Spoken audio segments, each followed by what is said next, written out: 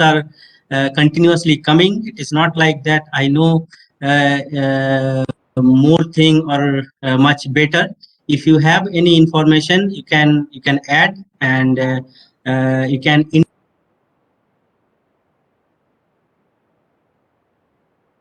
to interact, and whatever I know, I will try to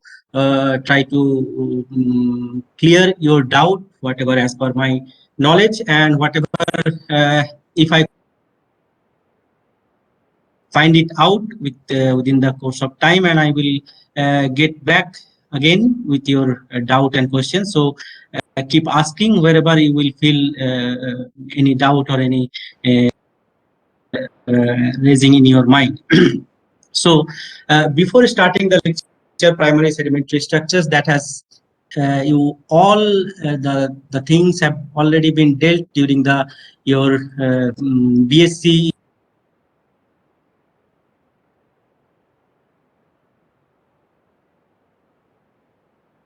I will try to interpret the different structures in terms of their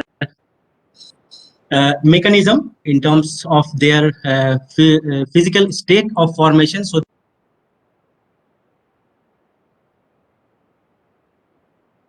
one of the main objective of this training is to understand and how to interpret the depositional environment. So with that respect, I will try to tell something regarding the formation of different sedimentary structures. And before going to the sedimentary structures, I will be dealing regarding the sedimentary processes, though that has already been Dr. S.K. Bharti. So I will not tell much regarding the different sedimentary processes. Okay, then I will structures. I will tell regarding the very basic thing regarding the flow regime concept, because each and every structures we need to understand with respect to how that the under which physical state, the different mechanics behind formation of the different primary sedimentary structures. So this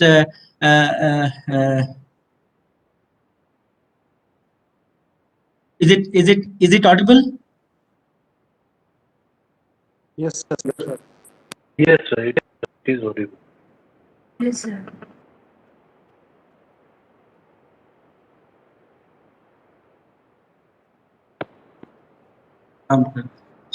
Just a minute. Just 1 minute.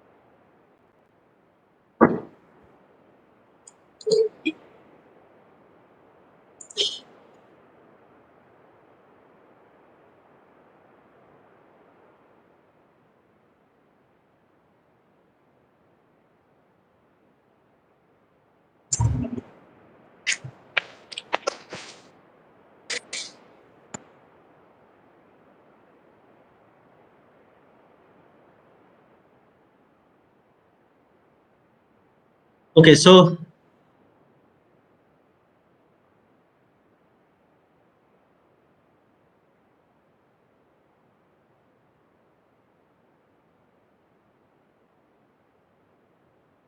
this I think now it is audible to all.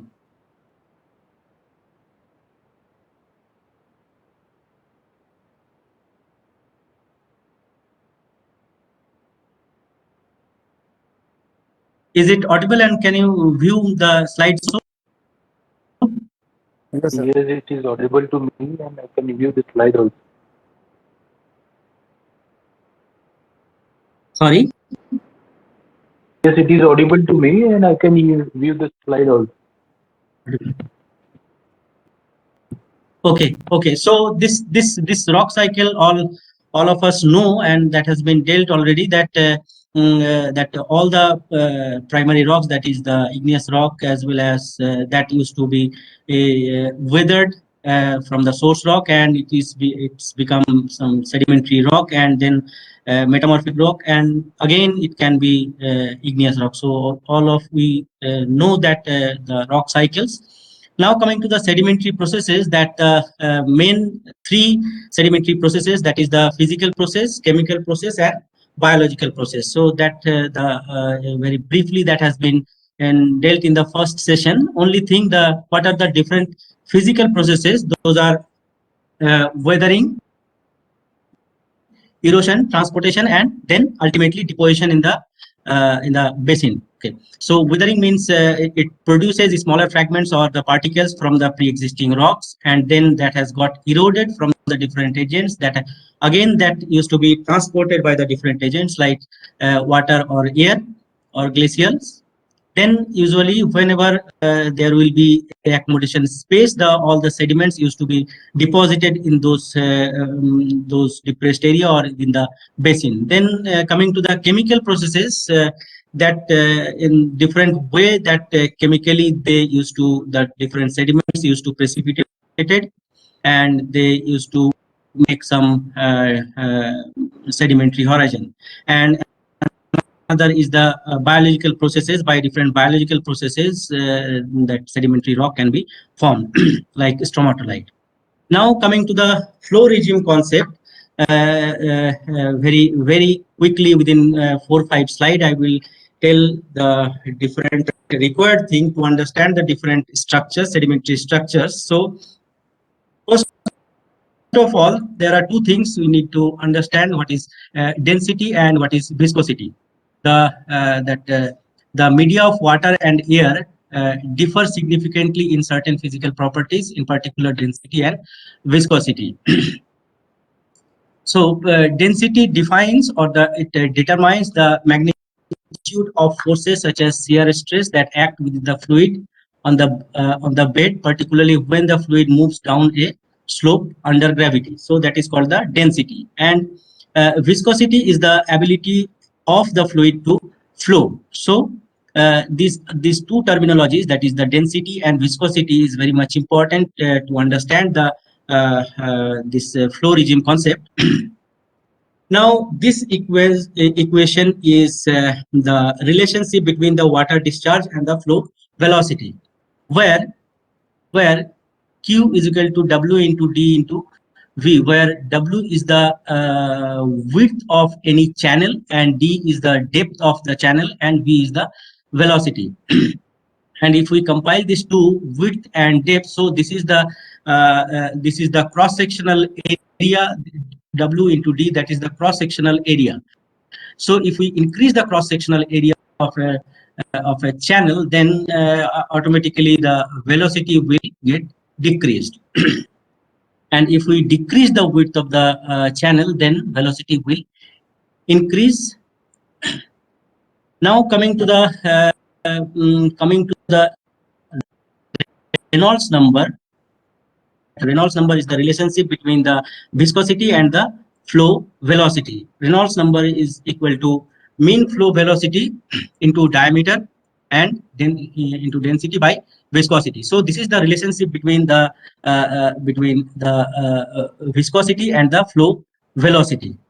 So if this Reynolds number is inversely proportional. You can say that if we increase the viscosity, if we increase the viscosity of the medium, then the velocity will get decreased. And if we decrease the viscosity of the medium, then the velocity will get increased. So we know that by Reynolds number, you can, if the Reynolds number is less than 500, then that is called the laminar flow, that is smooth or sheet-like. For example, in the laminar flow, that will be low velocity and high viscosity, where the different particles will move in straight and parallel path.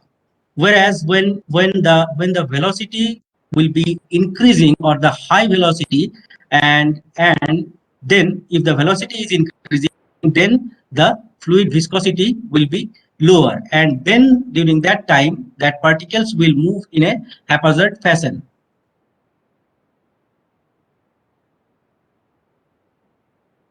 Now coming to the Froude number, that is the relationship between the gravity force and the flow velocity. So here this F equal to U by G into L. So that is the flow velocity by velocity of propagation due to the acceleration due to the gravity, due to the gravitational force. So here by this equation we can understand that the flow velocity decrease if the depth of the water is getting increased. This L is the depth of the water, and if the depth of the water is less, then we can have the velocity will be increasing. So when F is less than the one, that flow is called the subcritical flow, and where water level is high but flow velocity is low. And when F equal to greater than 1, then that flow is called the supercritical, where water level is low but flow velocity is high. And when water level will be decreasing, then automatically the flow velocity will be increasing, where the different grains will be flowing just parallel along the bed. So we can have that is called the upper flow regime. And when Froude number is equal to 1, that is called the critical flow. And from this supercritical to subcritical is called the hydraulic jump. Now coming to the bed form and sedimentary structures of different flow regimes. So we can have lower flow regime, we can have the upper flow regime. So in this graph, we can have in this x-axis, we can have the increasing the current velocity, whereas y-axis, that is denoting the lower flow regime and the upper flow regime. So with increasing velocity, initially it will form ripples. If we increase the velocity, then it will form the larger bed form, that is the dune, and then it will go to the upper flow regime, where the velocity will be further increasing, and it will form, initially it will form planar bed, plane bed, and then with increasing velocity it can have the formation of antidunes, or that used to form just towards the upstream direction. The Hoodstone diagram, where this is the relationship between the flow velocity, grain size, and erosion, transportation, and deposition of the sediments. By this we see that the first grain is to erode, that is the mainly the fine sand. So fine sand will be going to the erosional zone, and with decreasing the velocity, it will be transportation zone, and with further decreasing the velocity, it will be getting deposited in the different areas. Whereas the coarser material, to erode the coarser material, we need to have a greater velocity. For the clay particle or the smaller particle also, we need to have higher velocity to erode, or to make it entrainment, we can say, that is the erosion from the pre-existing surface or the sedimentary surface. So to entrain the clay material, we need to have greater velocity, because clay have the cohesive property. So for to overcome that cohesiveness, so we need to have greater velocity. Once the clay used to erode from the sedimentary surface, that will be coming under the transportation zone, and it will be depositing, as these clays are the very fine grained material, so that will remain under suspension for the longer time. When there will be no current velocity, then that will be settled down. So these are the relationship between the different erosion, transportation, and deposition of the sediments. Now coming to the stability field of the different bed forms, here we can see that these are the different bed form diagram used to form the different bed forms under the different velocity, as well as the with respect to the mean size of the sediment. So we can see here for the fine sand, if we continuously or gradually increase the velocity, so initially it will form current ripple, then it will form the upper plane bed, and with increasing velocity it will form antidune. Whereas at the medium grain, if we take the medium grain, then for the medium sand size material, initially it will again form the current ripple, then it will form sand wave. This sand wave is nothing but the larger dimension of the ripple only, defined on the basis of their different length and the height. And then it will form mega ripple, then it will form upper plane bed, then it will form antidune. And for the coarser sediments or the coarser sand or coarser grain, so it will initially, first stage, it will form lower plane bed. Then because that as the grain size is greater,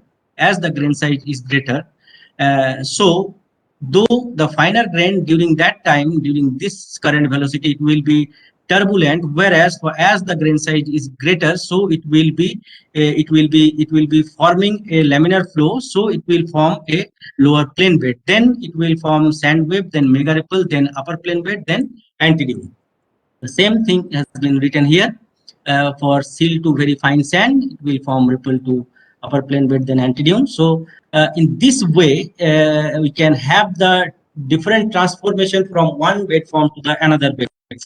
So why these are important? Because if we are studying some sedimentary succession in outcrop or in some core data, so if we are observing the different sedimentary structures or the change of the different sedimentary structures from the in a section, then we can infer regarding their depositional condition with respect to the flow regime or with respect to the different physical state of their formation. One thing I need to tell that yes, by studying the sedimentary structures, we can infer regarding the depositional environment, but a single sedimentary structures cannot tell us regarding the depositional environment. A single sedimentary structures can tell us regarding the different physical state of their formation. And if we compile all together the different sedimentary structures as well as different phases analysis, then we could be able to infer regarding the depositional environment. So by studying the different sedimentary structures, we can be able to say regarding their formation or their physical state of formation. Now coming to the different sedimentary structures. So a sedimentary structure is deemed to be primary depositional feature of sediments which is large enough to be seen by naked eye. So whatever different structures we could be able to recognize by our naked eye, so these are called the primary sedimentary structures. So that sedimentary structures can be classified into either primary or physical and secondary or chemical. That physical or the primary structures can be again divided into inorganic structures and organic structures. Then secondary is called mainly the diagenetic. Those are mainly concretions, nodules, all these things. So those structures used to form during the diagenetic stage. Now coming to the inorganic sedimentary structures. Inorganic sedimentary structures can be divided into bed forms and surface marking, and internal bedding structures and soil marks. So what are bed forms and surface marking? So whatever sedimentary structures we could be able to see on the surface. So those are called the bed forms or the surface marking. And internal bedding structures are those structures which we could be able to identify or we could be able to see on the cross section of a sedimentary section. So those are called the internal bedding structures. And soil marks, whatever structures we could be able to identify below the bedding plane, so those are called soil marks. So bed form or surface markings can be divided into different sedimentary structures. Coming under bed form and surface markings are ripples, mud cracks, raindrop prints. So all these structures we could be able to identify by seeing on the surface. And internal bedding structures like stratification, that is bed laminations, barbs, graded bedding, cross bedding. So all these are internal bedding structures. So we can all these structures we can identify all these structures by seeing in the cross sectional profile. And soil marks, those are mainly the lower bedding feature we could be able to identify. Those are tool marks and flute marks.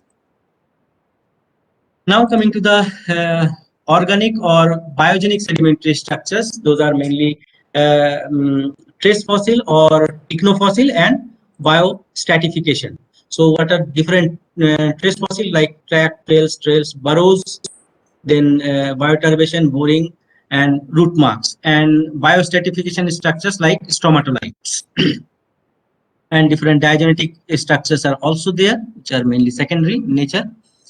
Now, classification of megascopic primary sedimentary structures. Those sedimentary structures can be again divided into, say, pre-depositional, that is interbed, and these are mainly, this pre-depositional terms implies that these are mainly the predominantly mainly these structures used to form because of the erosion. So you can have channel, scour and fill, scour marks, flute marks, groove marks, tool marks. Then syn depositional, that is intrabed, and these are mainly predominantly depositional, and like bedding, massive bedding, flat bedding, lineations, cross bedding, ripple marks. So these all structures used to form during the sedimentation, that is mainly depositional structures. And post depositional, that is mainly predominantly deformational, that is mainly post depositional, after deposition that has used to got modified. So those are mainly slumps or slides or convolute bedding or convolute laminations. And some miscellaneous structures like raindrop prints and shrinkage cracks also we can find. Now coming to the pre-depositional sedimentary structures. So pre-depositional sedimentary structures occur on the sedimentary surface, and the largest or the biggest thing of this pre-depositional structure is a channel. And all of us know that what is channel.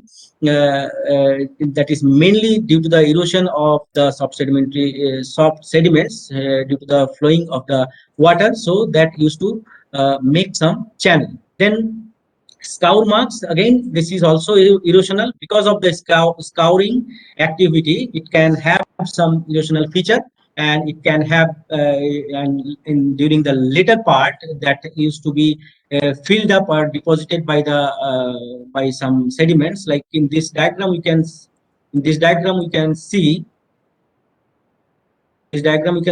suppose in the lower part these are mainly clay or mudstone unit, and that has got eroded because of some current activity. Then in the later part that will be filled up with the sediments of say coarser grain, so it will form some soil marks. So these structures we can find when this lower bedding surface will expose. So these are called the scour marks because of the scouring activity. Now coming to the flute marks. These are the flute are the common this erosional feature and consist of discontinuous elongated hollows. So in this diagram you can see that this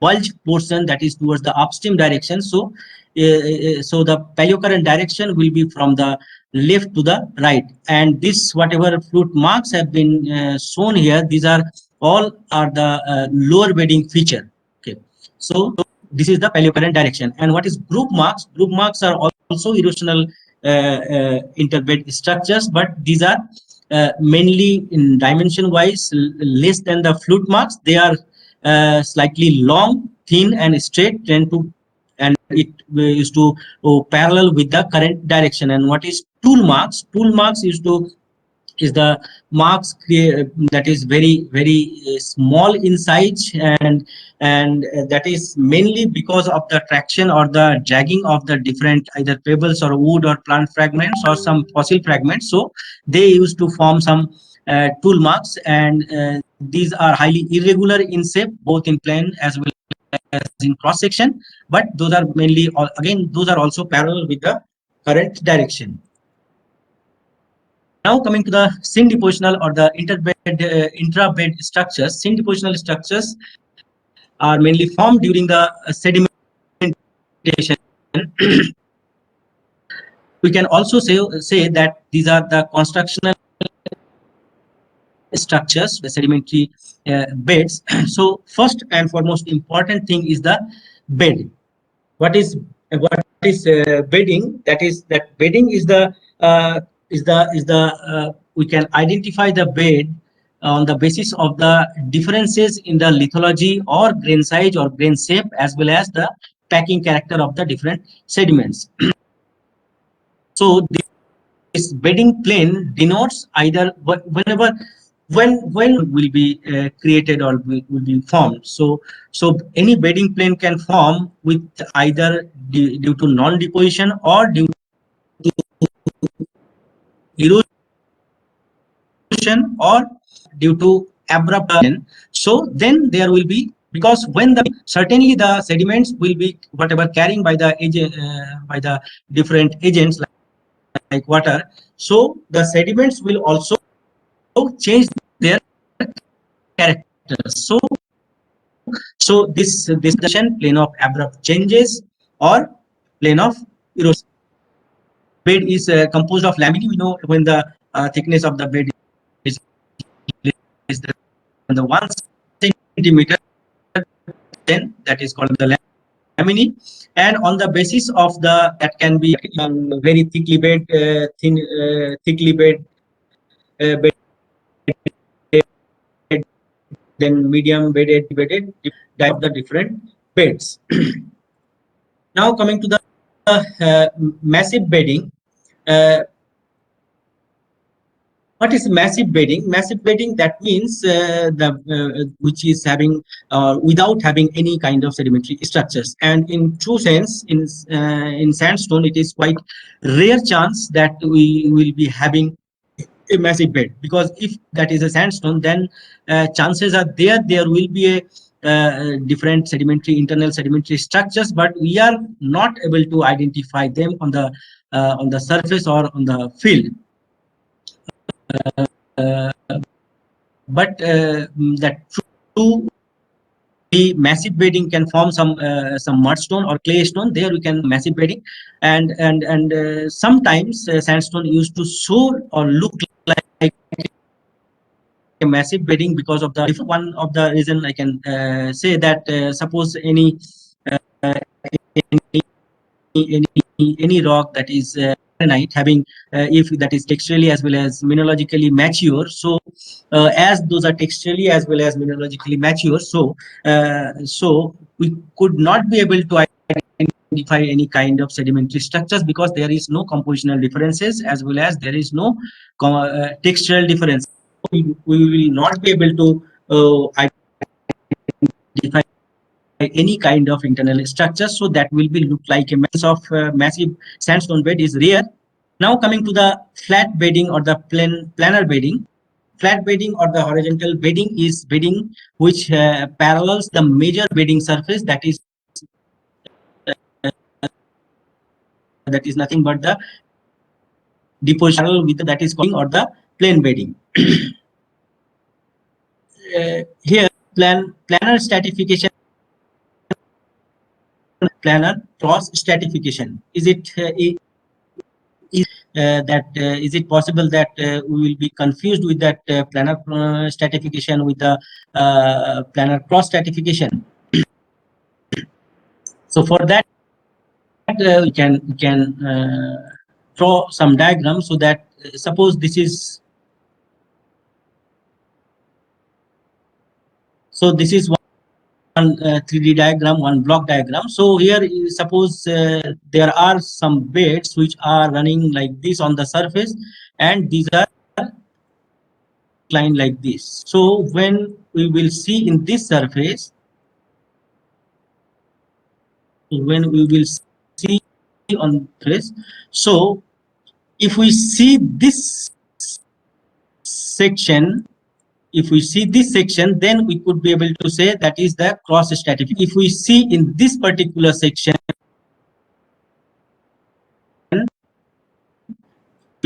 this is a planar bedding. Okay, so whenever we used to see any kind of sedimentary structures in the field, we always try to, so that we can have an overall view of the sedimentary structures. Planar stratification can be confused with the planar cross stratification. So for that we need to see the 3D view. What is parting lineation? Parting lineation is a very small elongated feature on the sedimentary surface that used to occur in the sedimentary surface, and it used to form because as I told you, that is from the subcritical to supercritical flow. That is when is equal to 1, then during that time whatever quartz grains are present within the surface, those used to those quartz grains are used to allow themselves and because of which there are, because maybe some internet issue, because of which during that is 1, then whatever quartz grains are there, they used to be that quartz grain has some special properties that is used to be elongate towards its z-axis, so it is aligned parallel with the flow direction, and that because of that scratching of those sediments because of the flow, that used to form some lineation structures. Those are called the parting lineation. Okay, I'm disabling my video option. Okay, stop video. Then I think it will be okay. Okay. Now coming to the ripple geometry. So these all the things we already know, that in this ripple height, we can have the ripple length, and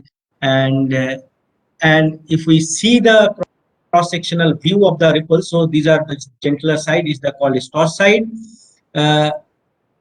and this steeper side is called the lee side. So sediments used to get stoss side and get deposited in this lee side, and migration of this ripple used to form a cross-bedded strata. So these are called the stoss side, these are called the lee side, and these are the crest, and these are the so, and another is ripple index, that is nothing but the ripple length by height is called the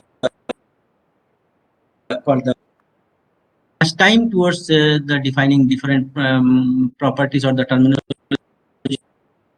of the ripples. Now coming to the different type of different ripples by seeing their different morphology. So first of all, one is straight crested ripple, another is sinuous ripple, and another is catenary, lunate, and linguate. So catenary, what is catenary? So here in this case, the flow direction is from the left to the right. So if the convex side of the ripple is towards the upstream direction, that is called the catenary, when these are in phase. Okay, and when the catenary ripples are out of phase, those are called the lunate ripple. And if the convex side is towards the direction of the or the downstream direction, those are called linguate ripple. So now when this different ripple form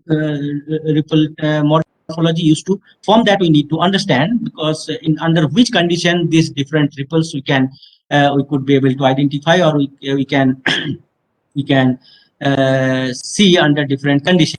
So those conditions mainly that linguid ripples, which are these linguid ripples which are convex towards the downstream direction, linguid shaped ripples are formed relatively in shallower water.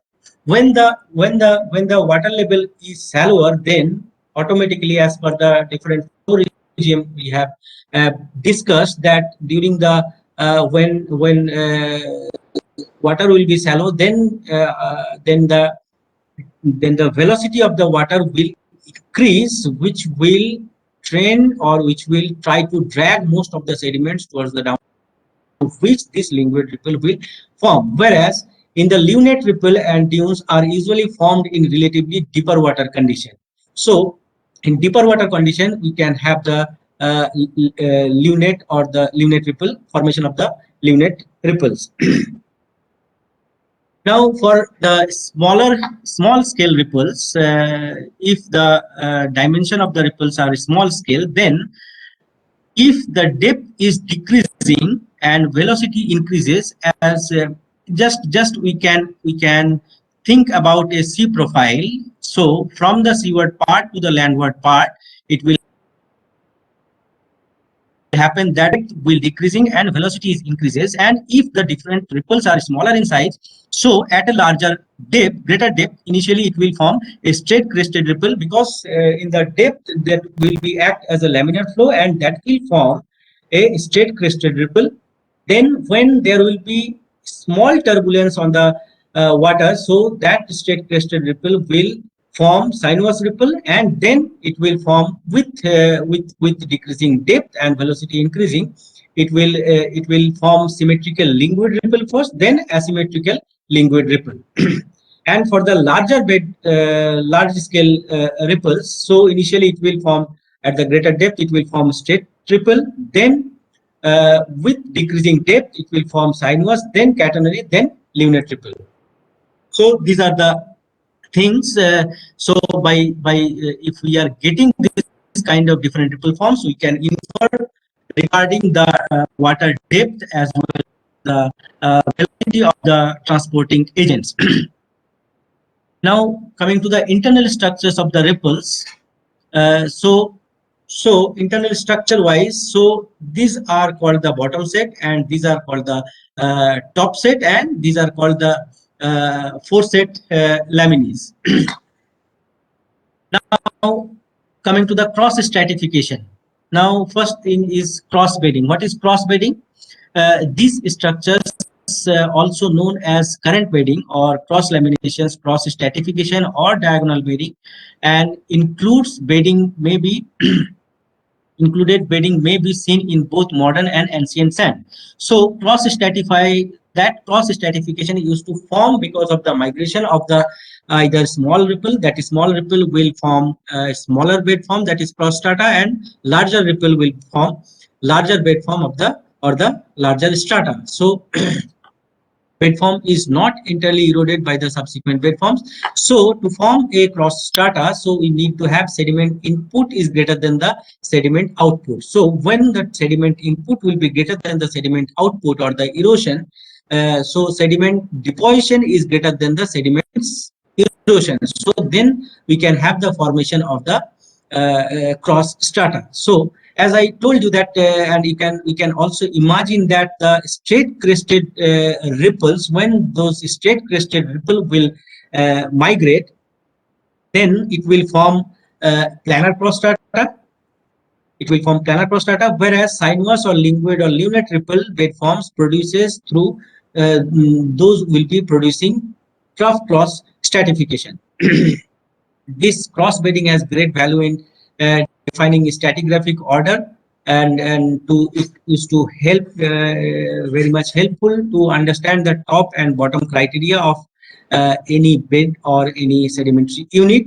It also very much useful for paleocurrent analysis and paleogeographic interpretation.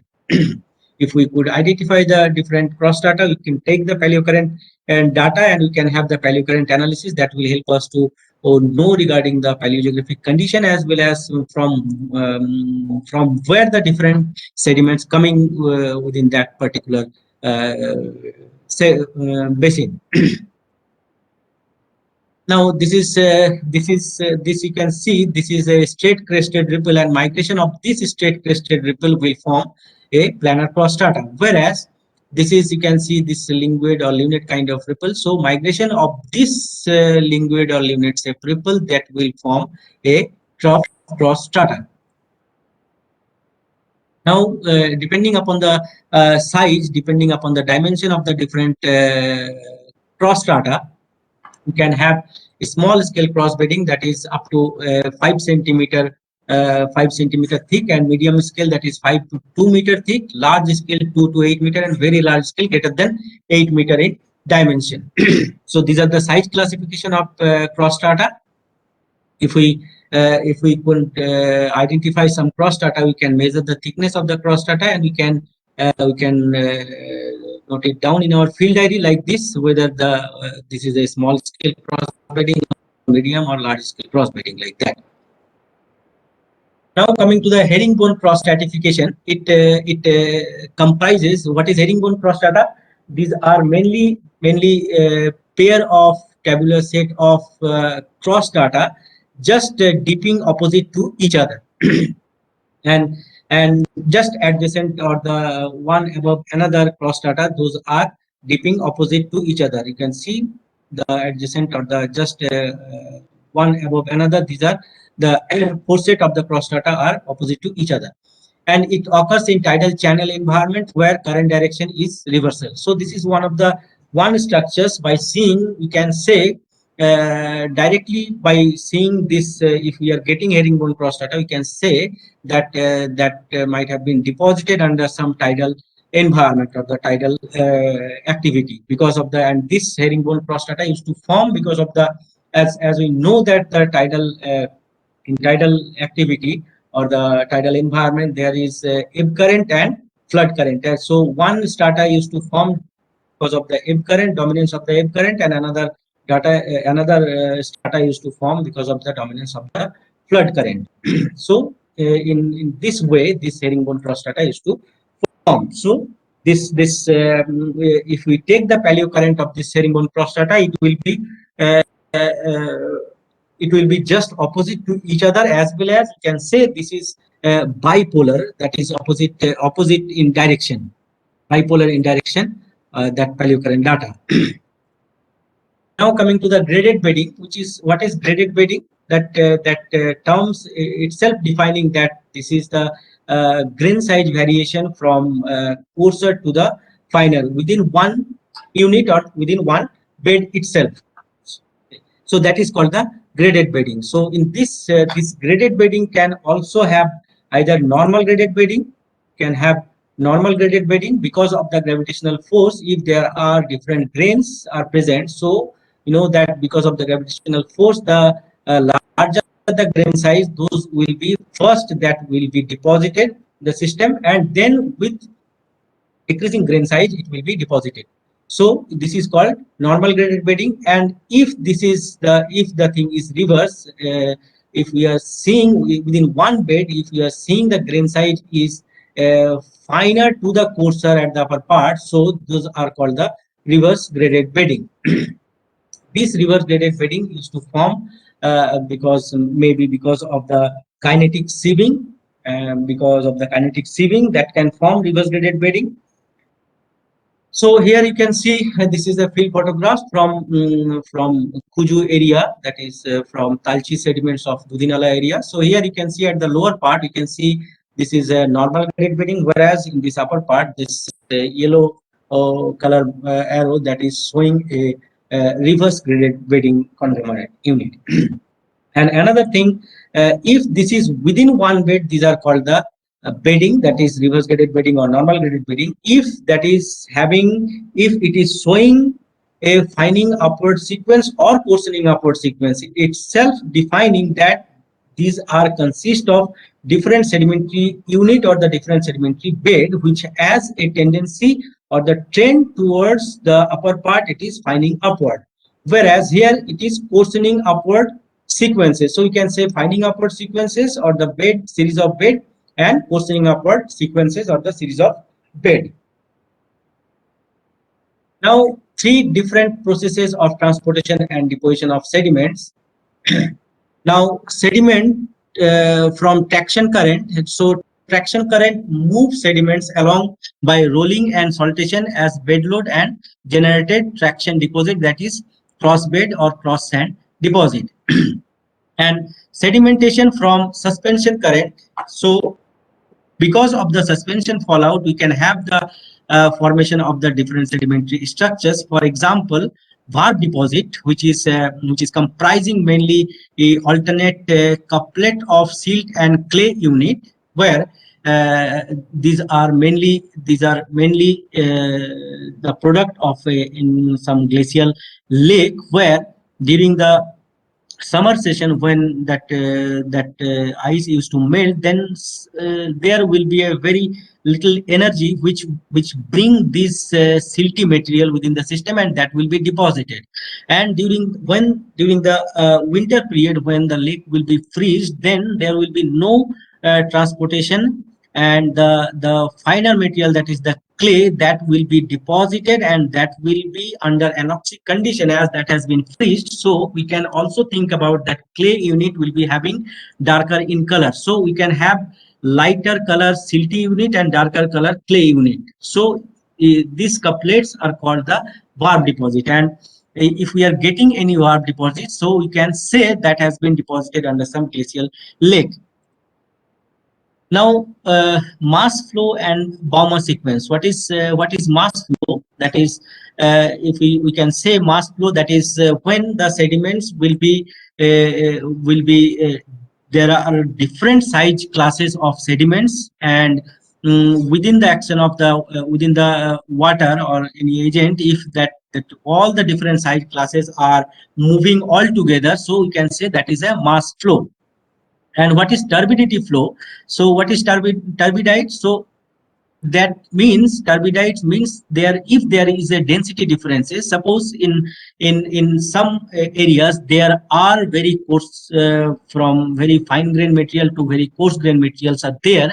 So we can divide them, one as a bed load and another is a suspended load. So there will be density differences, and because of these density differences, there are some particular sedimentary structures used to form in a organized manner. So those are called Bouma sequences, that is the product of the turbidity deposit. So this Bouma sequence used to form because of this turbidity current. So all of us know that in Bouma sequence that we are having 5 unit, 1 2 3 4 5, or you can say A B C D E. So what are the different characteristics of these Bouma sequences? So when there will be different size fractions of sediments, so that will be driven under the action of the gravity. So first and foremost thing is that when those enormous sediments will be traveling along the sediment surface, so it will first form an erosional surface at the base. So we will be having a scout base which is having a erosional surface at the base, and just above that we can have the deposition of the coarser unit, that is mainly the gravelly unit. So within that, suddenly the material will be dumped, and within this place we can have a formation of the massive bedding, because all of a sudden the sediments are dumped. So we can have a massive or rapidly depositional upper flow, and that will be forming due to the as that has an enormous energy. So it will be forming under upper flow regime. So it will form some massive bed, and with decreasing velocity, with traveling the sediments, so again just above this massive bed, the grain size will be decreasing as well as the velocity is decreasing. So we can have the laminated sand, that is the upper plane bed sand. We can have that can be have coarse to medium sand size, and with decreasing velocity as well as the decreasing with traveling, the grain size will also be decreasing. So whatever that upper flow plane bed was there, so when the grain size will be lesser or the medium to fine grain sand, then that particular energy will act as a turbulent flow, and within that that will become under the lower flow regime, and that will form when there will be turbulence. So there will be forming a different ripple. So we can have cross laminated ripples. And after that, we can have the laminated silt or the very fine sand, that is lower flow plane bed. And after that, with decreasing energy, when there will be no energy, so whatever finer grained suspended material, so that will be deposited. That unit is called the E unit, that is called the hemipelagic march. So with respect to the decreasing grain size, as well as the decreasing the velocity of the water, so we can have upper flow regime to the lower flow regime, and formation of the different bed forms. So altogether, we can have in an ideal condition, we can have this all the 5 unit of Bouma sequence of a turbidite deposit. Or sometimes it is not possible that all the time we will be getting all the 5 different deposit of the Bouma sequence. So we can have some truncated Bouma sequences also, where some 1 or 2 unit may be missing. Okay, till now, if you have any doubt or any question, then you can ask, so that then we can move further. If you have any doubt or if you have any question, you can ask. Till now, if you have any doubt or any question.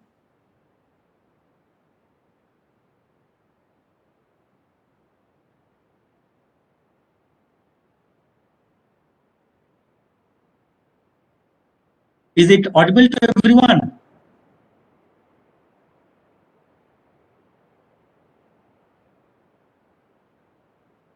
Yes.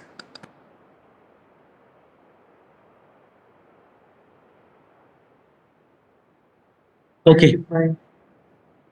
Nadia, how to identify ripple which are formed by wave action? See, this next slide is wave and wave process. So I will be coming in this.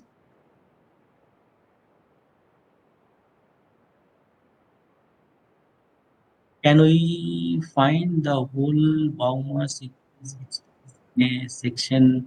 No, no, no, no. In every time, it is not possible. I told you that in each and every time, it is not possible that you will be getting all the different 5 units of the Bouma sequences. It is because the things are not very in nature. Rather, we can say in nature, the things are not very much or truly ideal in condition. So when there will be an ideal condition, you can have all the 5 sequences. And if there is if there is not that kind of ideal situation, then we may not have all the 5 sequences. We can have 3, or we can have the 4 sequences. Not possibly each and every time we will be getting all the 5 sequences of Bouma sequence.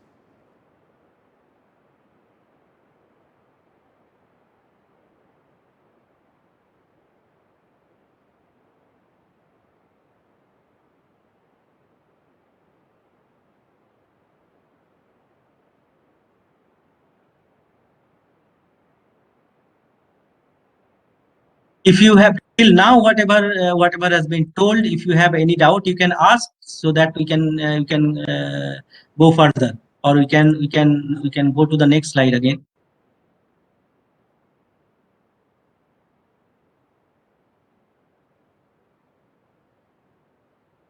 Should I move to the next slide? Yes. Sir. Okay. So now I will be discussing regarding the different wave generated structures or different wave ripples. So before came to know regarding the different wave structures, we try to understand the process of formation of the different wave structures, so that we can understand how those different wave generated structures used to form. So when in this by seeing this diagram, we can see, when suppose in this lower part, this is water, and this upper part there is air. and and when suppose, and so if there is water and this is air, and this at the lower part this is water. So as there is a density differences between the water and air, so when that air will go from one side to the another side, so it will try to drag the that water surface because of the frictional force will be acting within the because of the density differences.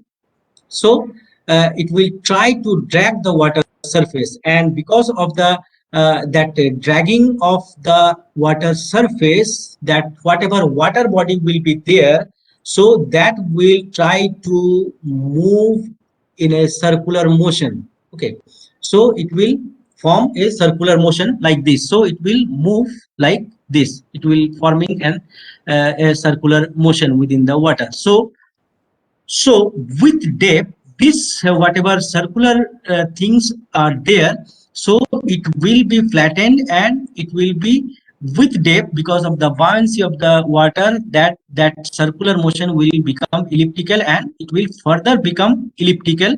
And as these are the circular motion, and when these elliptical forces will be further flattened, so we can think about one force will be going towards this side and another force just opposite to that the other force. So in this way, this because of this wave action and because of this circular motion, we can have at the bottom or that lower part of the sediments, we can have a bidirectional force generating.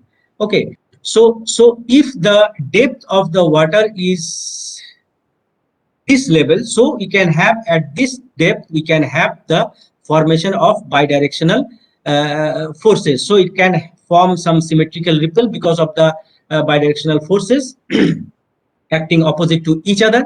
And suppose the water depth is less, you just think about that, if that water depth is up to this much, so that means here up to this level, this circular motion will remain circular in nature, and in this case some of the force may go like this and some of the force may go like this.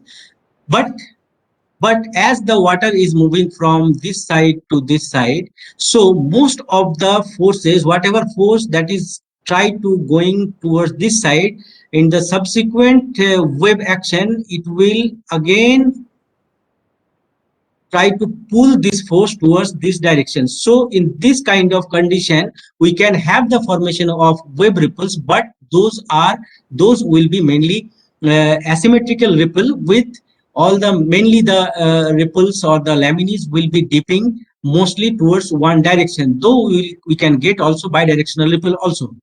So in this way, the wave used to form, and because of which this wave generated this bidirectional forces, we can have the different sedimentary formation of the different sedimentary structures that I will tell here.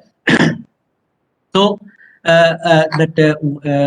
wave ripples and symmetrical or slightly asymmetrical undulations produced by the action of waves on non-cohesive surface. They are usually straight crested, frequently so bifurcation. So on the surface we can see the bifurcation, ripple bifurcation, and wave ripples show parallel crest, sharp crest, bifurcated crest, and rounded trough also. So in this, the different internal structures that used to form because of the wave ripples are mainly undulating. So rather, I should go in this figure. Here you can see there are different wave generated structures. So first of all, suppose one wave is affecting a sedimentary surface. So initially, so that is the nature's rule, that the any force used to first erode the thing from the surface. So that is the erosion is the most fundamental nature of the of any force, and to deposit the thing we need to have the exception. When there will be exceptions, there will be less energy or some less velocity, then we can have the deposition. So to deposit the thing, we need to have some exceptions, but to the natural thing is to erode the thing. So when that wave will affect the sedimentary surface, so first it will erode the surface and it will form an erosional surface at the base first, and that will be quite irregular in shape. And after that we can have a cross lamination, and which will be dipping to each other. So because of that bidirectional forces, we can have two ripples that cross laminates will be dipping just opposite to each other because of that wave action. Then we can have the formation of chevron upbuilding, one lamini, another lamini. So that is quite aggregating in nature, that is building up one lamini over another lamini. So these are called the chevron upbuilding, whereas these are called the bundle upbuilding when some few of the laminis, they will migrate laterally as well as those are vertically aggregating. So these are called the bundle upbuilding. So these are called the bundle upbuilding, these are called chevron upbuilding. And sometimes as these are the wave actions, so sometimes that wave action will be dying out, tend to pull the sediments, and that force will be dying out here. So these are called offshooting. So that means one ripple that will be ending up with the another ripple, as well as we can have the mud draping within the subsequent time when there will be no wave action. So whatever muddy unit that can be deposited within the trough of those ripples, so we can have the mud draping also. And we can have Solen lenses, that is one particular lens kind of that will be look like a lens and capped by the subsequent lamines. So these are called Solen lens. So altogether, if we are seeing a wave generated structures, it is not like that you will be getting one structures in just one exposure. You can have the different sedimentary structures, 2, 3 or 4 kind of different sedimentary structures you can have. You can better take an idea that within this diagram you can have the different wave generated structures. So if you are getting this kind of sedimentary structures in an outcrop or in a section, so you can say this is because of the wave action. So here you can see in this particular here you can see the laminas are dipping towards the right hand direction, whereas just adjacent to it is dipping towards the left hand side. And you can see this is the offshooting. You can see that offshooting. And so in this and all together, if you take this is one bundle, this is another bundle. So these are bundle wise upbuilding. You can have bundle wise upbuilding. So all together you can say these are the product of the wave ripples. So all together you can say these are the wave ripples.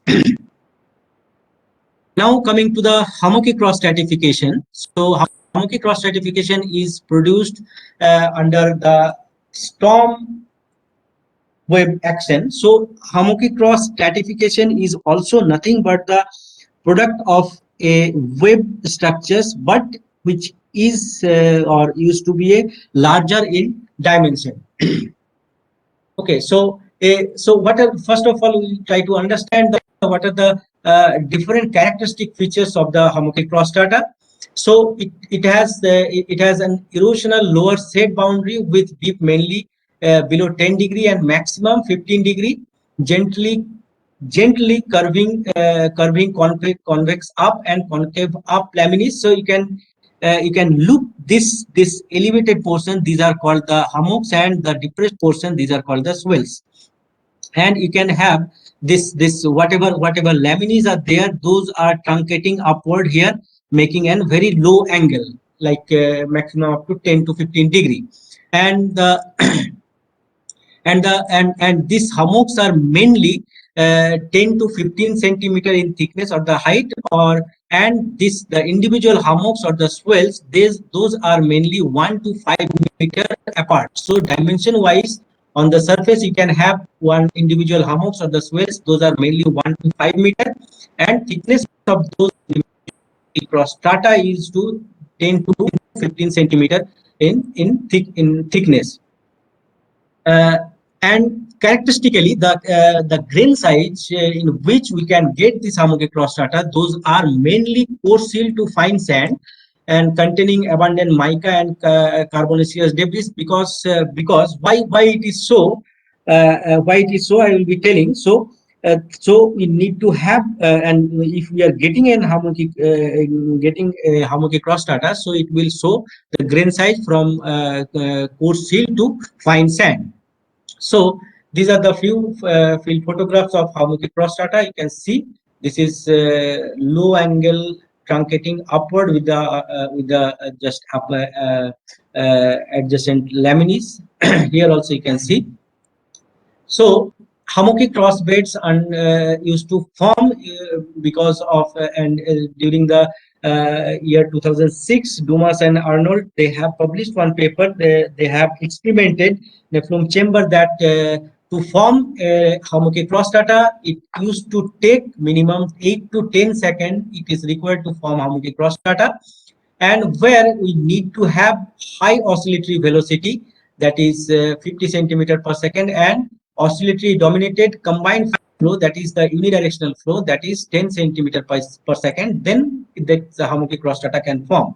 And in nature, this hammocky cross strata can form just below the fair weather wave base and above the storm wave base. Now, what is fair weather wave base? That is the depth up to which the wave can affect the sedimentary surface. So this depth up to which this wave can affect the sedimentary surface. So up to this level, these sediments will be disrupted or affected by the action of the wave. So those are called the fair weather wave base. And just below this fair weather wave base, there will be no energy or no action of the wave, no influence of the action of the wave. So here we can think about the grain size very much less grain size, that is mainly the clay material that will be deposited because of the suspension fallout. So when storm wave base will be there, so what happened, whatever dimension of the waves are there, so that will become a greater or the larger dimension. So it will be greater dimension of the wavelength.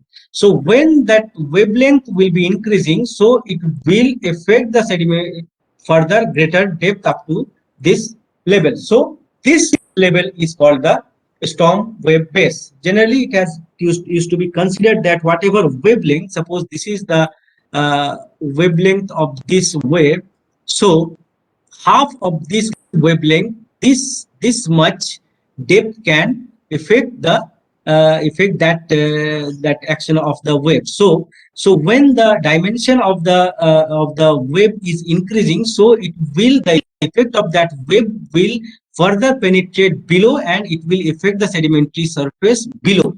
So this particular is called this storm weather wave base. So when storm will be there, so storm means during the storm period, up to this depth only that wave can affect the sedimentary surface. So we can well think about that because of that storm action, that hammocky cross strata will be formed, and that will be formed just below the fair weather wave base and just above the storm weather wave base. Now coming to the flusser and lenticular bedding. What is flusser bedding? That is that flusser bedding is that the ripple bedding in which mud streaks are preserved as a lens within the sand. Those are called the flusser bedding. And what is lenticular bedding? That lenticular bedding is the lenses of sand within the mud. So these are called the lenticular bedding, and these are called, you can see these are called the flusser bedding, where these are mainly dominated by sand. Within that sand we can have the lenses of mud, whereas if you have the different alteration of the sand and mud lenses, so those are called the wavy bedding. Now coming to the rhythmites. What is rhythmites? So any kind of sediments, any different kind of sediments, if they are coming and depositing in a rhythmic pattern one over another. So those are called the rhythmites. So these rhythmites are very much common in tidal environment. Why this is so? Because of the tidal environment. In tidal environment, daily we can have the flood tide and ebb tide. So because of that, you can have the formation of sand as well as formation of the silty material during the when that water will be flooded. So that suspension material will be got deposited. So we can have these rhythmites within that tidal environment. Now coming to the ripple drift cross lamination. What is ripple drift cross lamination? It is a genetic term applied to cross stratified deposit where ripple topography is such that stratus side of one ripple climbs up the stratus side of other ripple immediately in the downstream direction. So these ripple drift cross laminations are also called the climbing ripple also. So there are three kind of climbing ripple. So as these are called climbing ripple, so before describing the different climbing ripple or the ripple drift cross lamination, we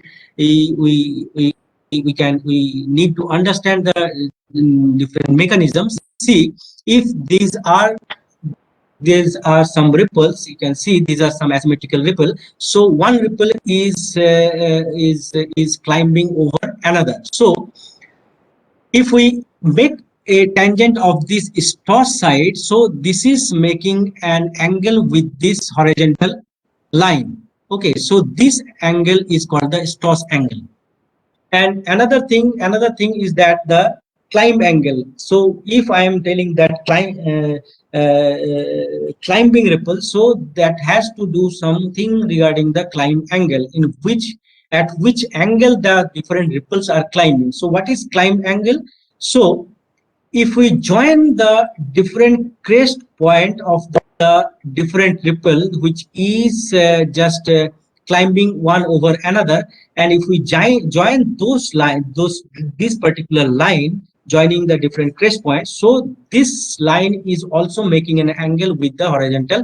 So this angle is called the climb angle. So this is a stratus angle and this is called the climb angle. Now if suppose the climb angle, is less than the stratus angle, then what will happen? So as the climb angle is less than the, rather I can make one diagram. Suppose one ripple is climbing which is less than this stratus angle. So what will happen? As the angle of climb is less than the stratus angle, so that will not allow to preserve the stratus side within that sedimentary surface. So we can have the formation of one kind of climbing ripple. So, and another condition is that in this particular condition where you can see the climb angle is greater than the stratus angle, and in this kind of condition, this kind of ripple will form. This kind of climbing ripple will form. I will come in the later part. And another condition is that when climb angle is equal to stratus angle. Now you can see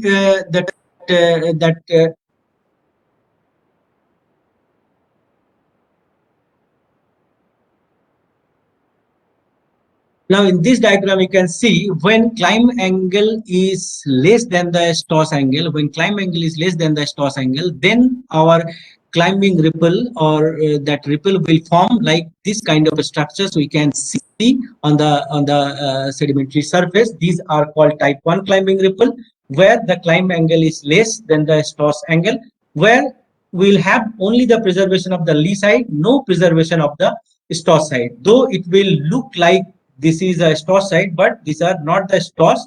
Rather, these are the this is the angle in which the ripples are climbing. So these are also called the pseudo stratus. Looks like stratus, but originally it is not the stratus side, because stratus sides are eroded because the angle of climb is less than the stratus angle. Here in this case, these are called the type 2 climbing ripple or D, where climb angle is equal to stratus angle. As the climb angle is equal to stratus angle, where you can have the preservation of the stratus side as well as the lee side, but you can have the thicker lee side and thinner stratus side. and you can have the formation of this kind of climbing ripple. And in type C or type 3 climbing ripple, when the Stoss side, when angle of climb is greater than the Stoss angle, then you can have the preservation of the Stoss side as well as the lee side. So that climbing ripple, you can have the climbing ripple in this kind of form. So few of the photographs you can see. So in this photograph, you can see this is the type 1 climbing ripple. So you can have the preservation of only lee side, no preservation of Stoss side. Whereas here you can see the thinner Stoss side but the thicker lee side. So these are type 2 climbing ripple. Is wrongly written. This is type B or type 2 climbing ripple. This is type 2 or type B climbing ripple. And these are you can have both the preservation of Stoss side as well as lee side. So these are the type 3 climbing ripple.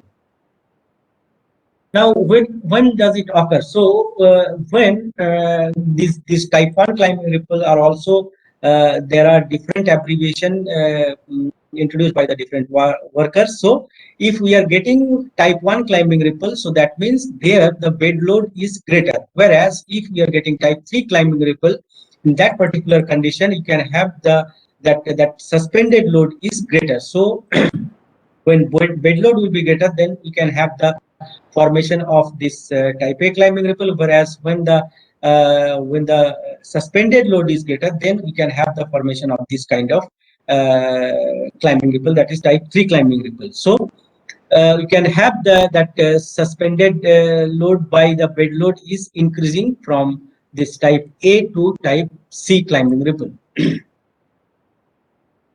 Now, few of the post-depositional or deformed interbedded sedimentary structures. So after deposition, after deposition, when the sediments have been deposited, after that, if because of some seismic activity or tectonic activity, that used to be whatever sediments have been deposited, that used to be modified because of that external forces, and they got distorted. So sometimes you can have the formation of slump structures, that is mainly because of the slumping of the sediments. You can have a complex kind of fold, maybe due to the action of the gravity, that slumping can happen. So these are called the slump structures.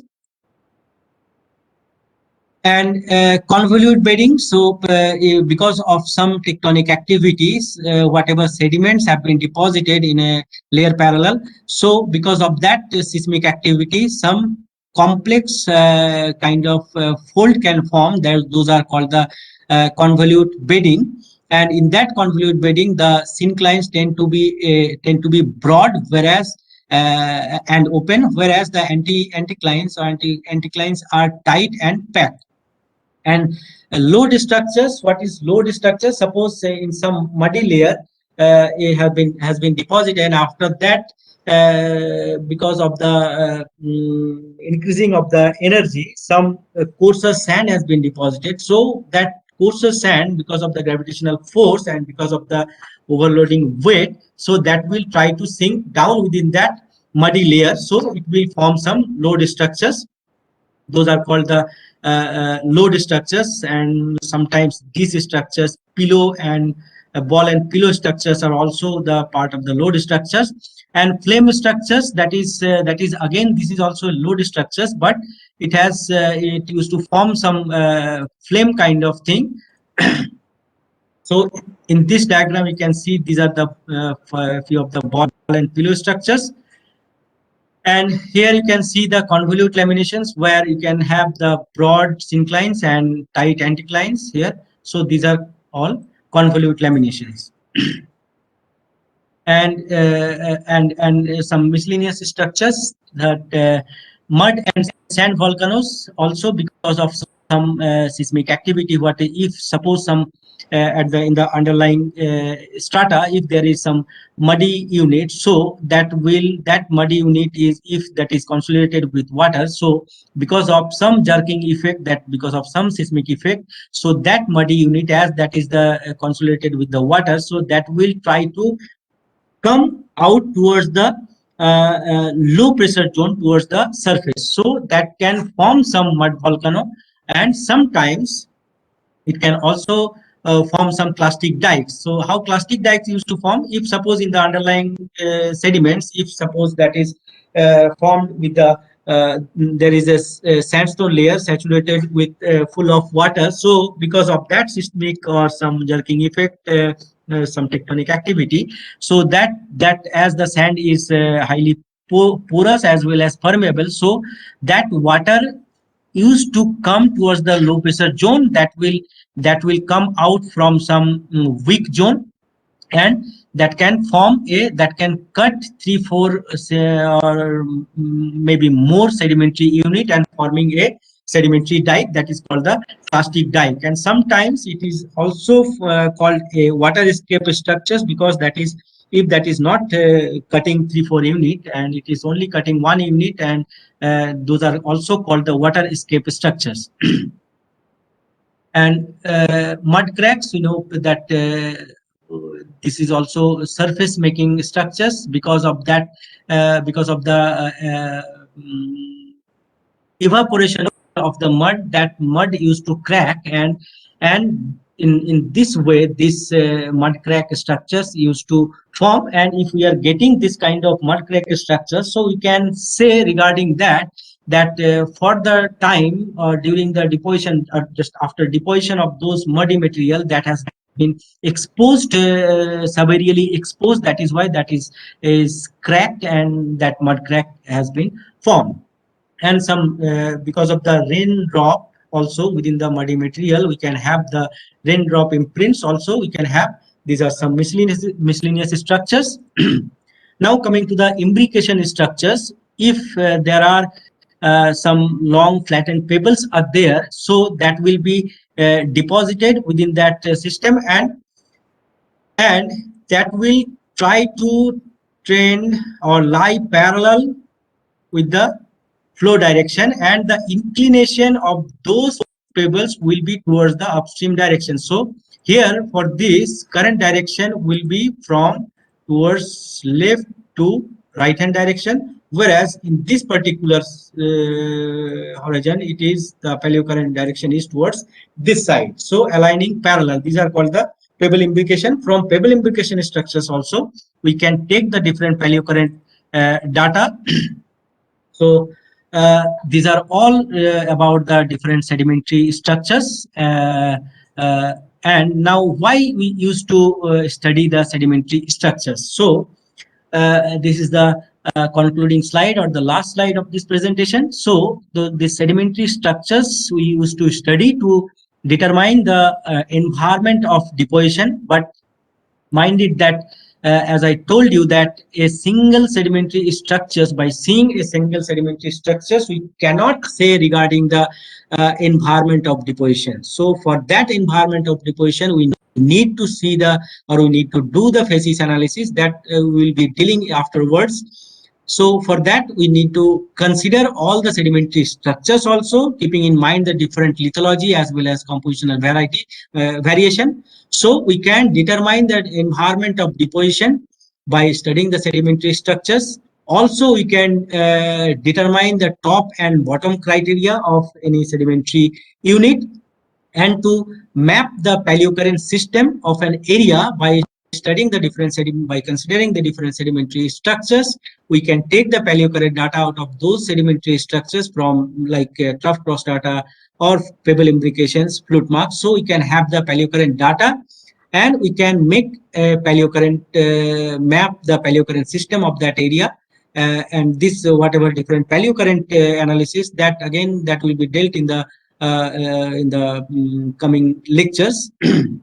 And to determine the flow condition by seeing by measuring the different dimension of the sedimentary structures or the different sedimentary structures, we can also determine regarding the different flow conditions of their formation under which that has been deposited or formed, and to identify provenance and from where the sediments have been derived. Also that also we can infer regarding their provenance, from where the sediments have been deriving. So we can comment, or we can say regarding the provenance of the area.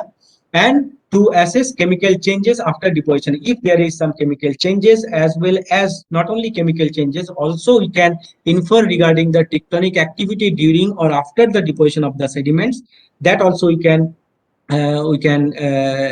see by studying the different sedimentary structures. So by studying different sedimentary structures, we will be able to identify, or we will be able to infer regarding the different condition like environment, top and bottom criteria, and provenance. So all the things. So in this way, study of sedimentary structures are important. So that's all for these lectures. Thank you very much. If you have any doubt, any query, you can ask.